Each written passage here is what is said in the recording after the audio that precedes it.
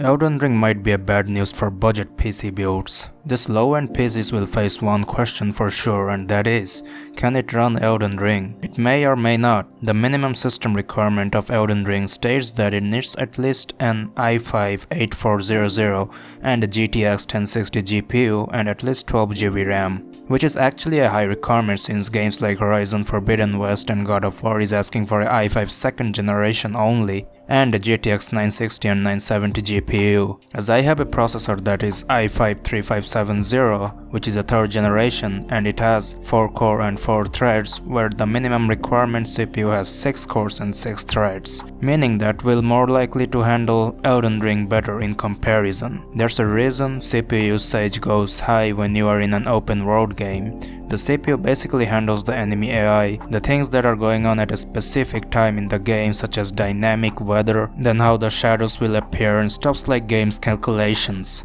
And when I noticed that the CPU usage stays more than 70% in Dark Souls 3 and Sekiro, I realized that From Software games are quite CPU hungry, if not that much GPU hungry. Consider this scenario. In Dark Souls 3 and Sekiro, the game wasn't open world. There is no dynamic weather system. The areas are also linear, and it's sort of a game where one area leads you to another area. You don't really go anywhere at any time. In Elden Ring though, the game is fully open world and you pretty sure will be able to wander around and roam aimlessly if you want to.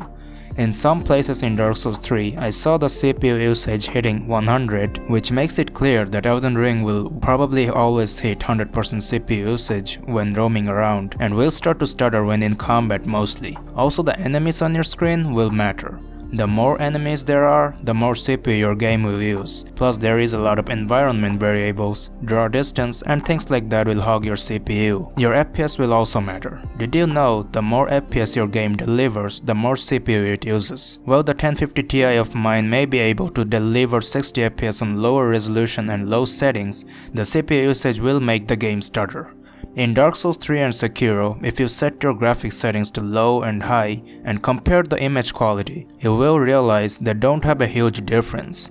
So it's safe to say if Elden Ring has a setting called draw distance or view distance and you lower that, then you can pretty much mimic the Dark Souls world by a substantial margin, which will be good for low-end PCs. Dark Souls 3 was out in 2019 and most of the places give you a good FPS compared to Sekiro. Sekiro probably has better graphics quality as setting everything to high gives me 40 plus FPS, where most of the places in Dark Souls 3 gives me more than 50 FPS. Also, this game doesn't look that bad when you lower the graphics quality, but it gives you a good FPS boost on the other hand, meaning you will be able to squeeze out your GPU to get a good FPS in Elden Ring, but as long as it is not consistent, you are gonna struggle with your gameplay. For example, in Sekiro, when there's these on-screen effects going on, I see a dip in FPS which makes the game feel laggy for a brief amount of time, and I also notice a FPS drop. The gameplay becomes a little irritating as this keeps happening. While setting the FPS to a locked 30 with a mod called Sekiro FPS Unlock, the game feels better. Obviously, in a fast-paced game like Sekiro and also Dark Souls, more FPS actually feels better in terms of combats and overall game experience, but a consistent FPS will be more of an importance than that. Consider Bloodborne. This game is fast-paced, but it has a locked 30 FPS which is still good. It gets the job done. 60 FPS will feel phenomenal of course, but as long as you get a fixed FPS, the gameplay will be enjoyable. So if you have a low-end PC, then you should focus on some things to improve your game experience. If your CPU is not on par with the game's minimum requirement, then you should play at a constant lower FPS like 30 FPS. Hopefully there will be mods to do that. You should lower your shadows, that has a good impact on CPU, and if there's a setting called draw distance, then you should lower that too. If your graphics card is not on par with the requirement, then you should play on low settings. Maybe even lower your resolution to get more FPS. If there's a setting called render resolution, then you can try lowering that too. If you choose to play on 30 FPS, then you can increase the graphics settings that will deliver 30 FPS and superior image quality at the same time. From the experience of previous FromSoft games, anti-aliasing, motion blur, ambient occlusion, effects quality and shadow quality are the settings that are the most GPU hungry. So try to tinker those settings for best performance.